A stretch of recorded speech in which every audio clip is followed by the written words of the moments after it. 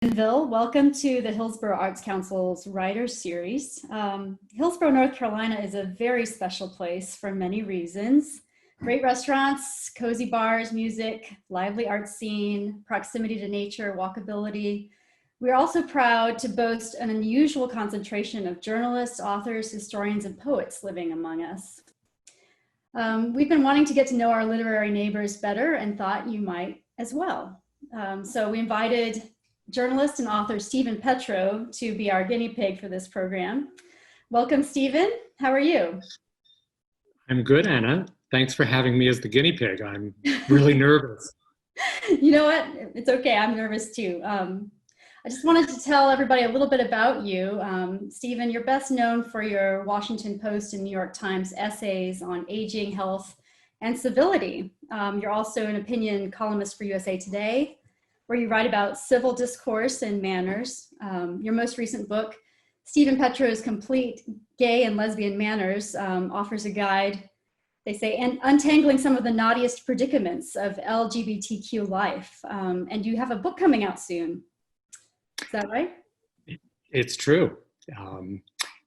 It's called Stupid Things I Won't Do When I'm Old. What's one stupid thing you won't do when you're old? That comes when the book comes out. Oh, we don't get any sneak peeks? No sneak peeks today. Oh, darn. Well, how are things going? Oh, go ahead. But I'll just tell you, it's kind of a funny take on all of the things that my parents did that were challenging to them and to me and my siblings. So hopefully we have learned from them, but I'm quite sure that's not actually the case. Oh. Do you look in the mirror and sometimes see your father? I do, and in my father, I saw his mother, and we've all, I think genetics and DNA goes a long way. But the book is kind of book memoir and a fun take on aging. Oh, good. Well, I know in my family, it's when you say, oh, you're being like mom, everybody's like, oh no, I better straighten up and fly around a little bit. It's like one of those things you never want to be like your parents, but at the same time, it feels inevitable that you will be someone. And so we look forward to reading your book. Well, thank you. So before we go on a little bit, I bet people would like to know a little bit more about who you are. Oh yeah, well, I am a member of the board of the Arts Council.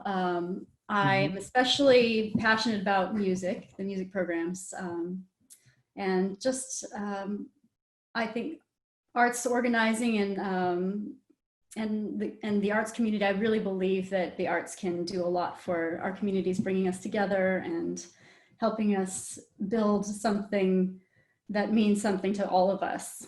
A kind of unity through art. So it's really important to me, which is why I'm doing what I'm doing. Well, thank you for doing this with me. Well, it's a pleasure. Thank you for coming. You are in Blowing Rock right now. Is that right? That is right. Is that sort of has that been your COVID retreat during this time? It's funny. It de facto has become my COVID retreat. I was up here finishing that book in early March, and it was like that first week of March, and I felt really safe up here, like on the mountain,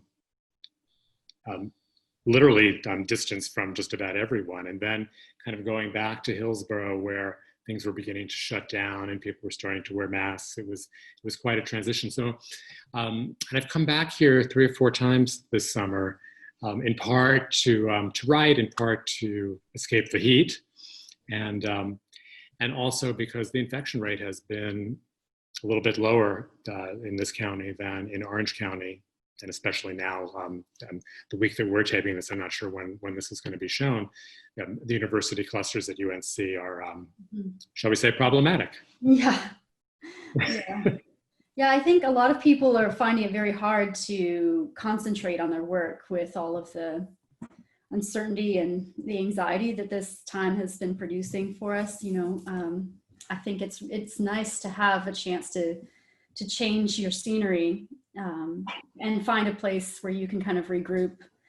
It's very difficult, I think, for a lot of people to be in one place for 5-6 months.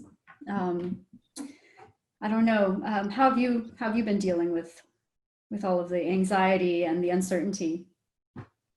That's a really good question. And, I know that, many of my friends in town, we feel really fortunate to have, the kind of open spaces that we do, to be able to be outside, to walk. Friends that we all have in different communities, in urban centers, they don't have those kind of opportunities.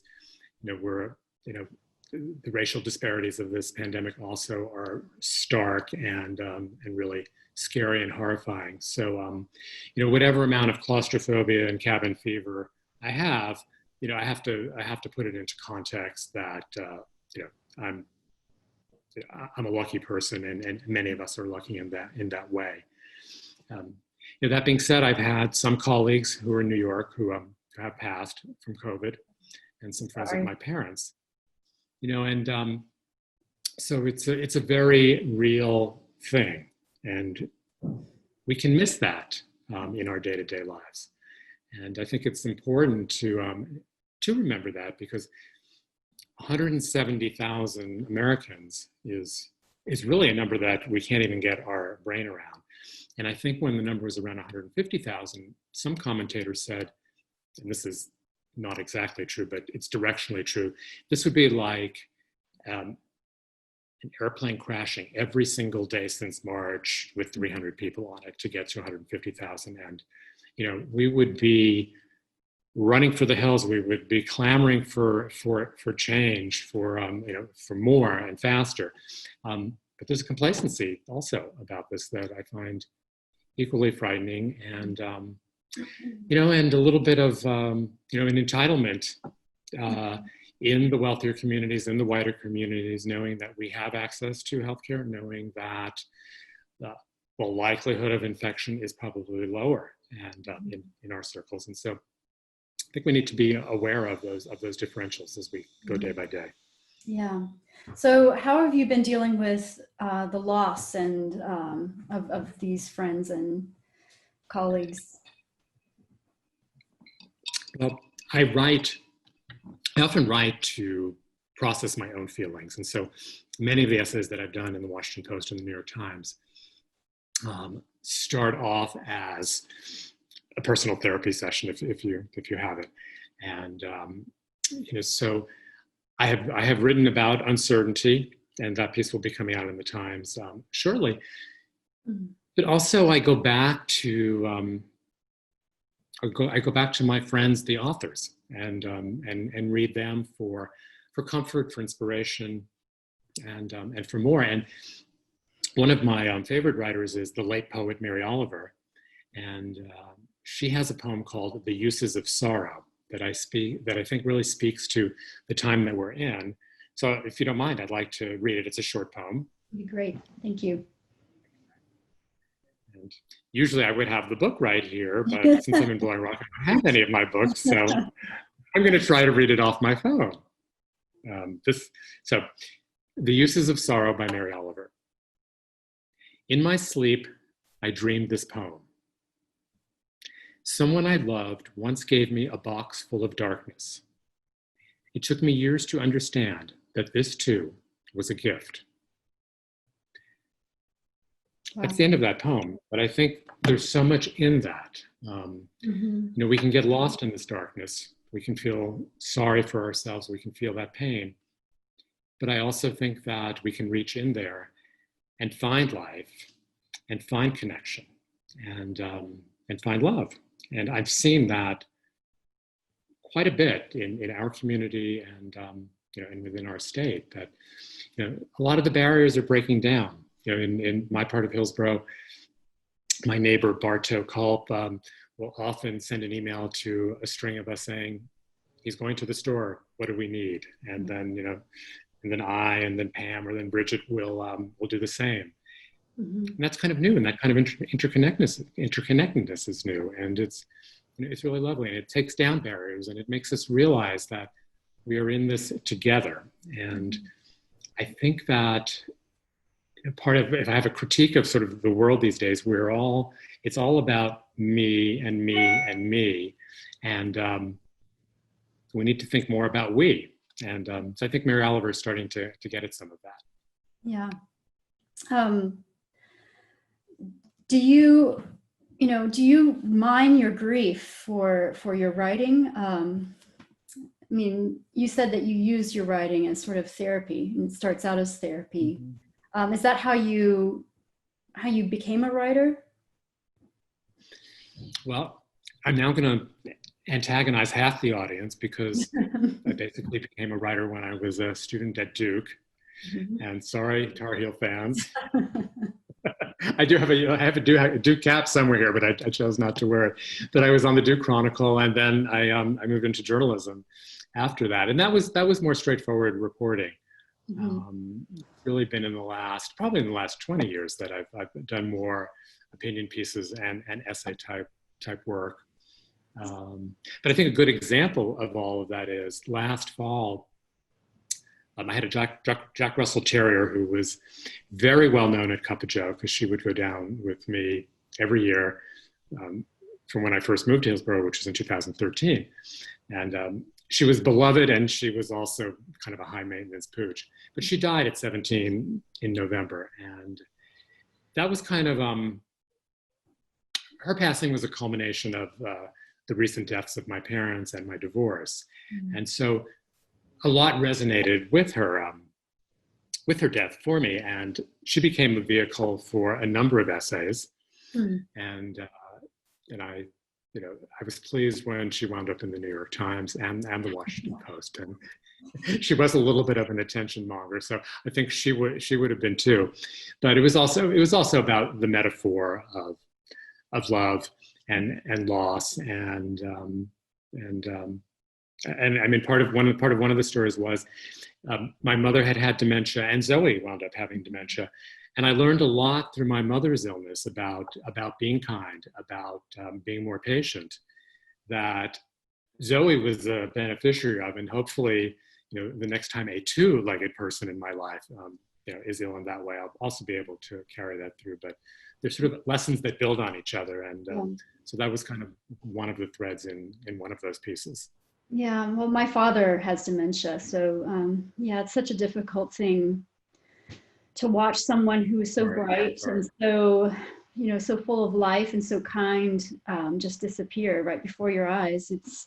It's one of the hardest things to go through. And watching my mom struggle with, at first anger, because, he has vascular dementia, so very early onset, and that their lives, the hopes and dreams they had for his retirement, for their later life together, they were crushed, and it all happened so quickly. And she had to learn to be patient, which was, taking care of someone with dementia is very, very, very difficult and trying, and it's I really admire people who are willing and are able to take care of their loved ones through that. And I think also people are having to be, patience is being tested all over the place now, because we're all at home. We're all people are being forced to take care of their children, when they might have had others taking care of their children before, or they were in school. So now yeah, and now they're not in school anymore. So there's much. I think we're all growing quite a bit now. Well, I'm really sorry about your parents, and and I also think that is, from my own time with my mother and her illness, as painful as that was, and a struggle that it was for her and it was for our family, I think that we also found a deeper level of closeness in that. And, it was interesting And it was upsetting to sort of change roles because a parent had always been the parent, and the kids were the kids, and now we were the caretakers, and we were sort of acting, we were the ones who were supposed to be acting, in the responsible way and taking care of her. And so those role reversals were meaningful and really impressed upon me the weight of that kind of responsibility, and brought us closer. And I learned, I did learn a good deal about patience after I got over some of my anger and my disappointment, and where was my mom? Where was she going? I wanted my mom back. My brother and sister and I, we're all adults, and we're like, we want our mom back, but you have to adapt. And and that kind of takes me to the other poem by Mary Oliver that I wanted to read today. And surprise, surprise, that poem is named Patience. So let me read that here. And I'll say this is a poem of hers I only came to in the last couple of months. So it's during this pandemic. I've read a lot of her work, and for some reason this one had escaped me. And then there it was on the page, and it was speaking to me. So sometimes you can see things anew. So this is Patience by Mary Oliver. What is the good life now? Why, look here, consider the moon's white crescent rounding slowly over the half month to still another perfect circle. The shining eye that lightens the hills, that lays down the shadows of the branches of the trees, that summons the flowers to open their sleepy faces and look up into the heavens. I used to hurry everywhere and leaped over the running creeks. There wasn't time enough for all the wonderful things I could think to do in a single day. Patience comes to the bones before it takes root in the heart as another good idea. I say this as I stand in the woods and study the patterns of the moon shadows, or stroll down into the waters that now, late summer, have also caught the fever and hardly move from one eternity to another. So I love what she says. She was so busy. We were all doing so much, and we didn't really have time or the inclination to be in certain ways. And I know that we're all looking forward in many ways to doing and being again, but again, there are things that we can learn during this time, and new ways that we can see and experience, and try to take them with us. And I know that whenever it is that this pandemic ends and we can be out and about, I want to try to take some of the lessons that I've learned during these months or years, however it turns out to be, and incorporate them in. And patience and some amount of quietude would be two of them, and also I think a greater degree of kindness, because that is the other theme that I've seen in our town and around. Yeah. Wow, Steven. Do you think that this time of reevaluating priorities and finding quietude do you think it will change any attitudes that you held previously towards maybe people that you find difficult or disagree with? How can we apply some of the positive lessons we've learned to the real world when we go back? Because it's easy to think these deep thoughts and imagine ourselves becoming better people when we're all alone inside our little cloistered homes and in our serene environments. But how do we adjust to life when it starts up again?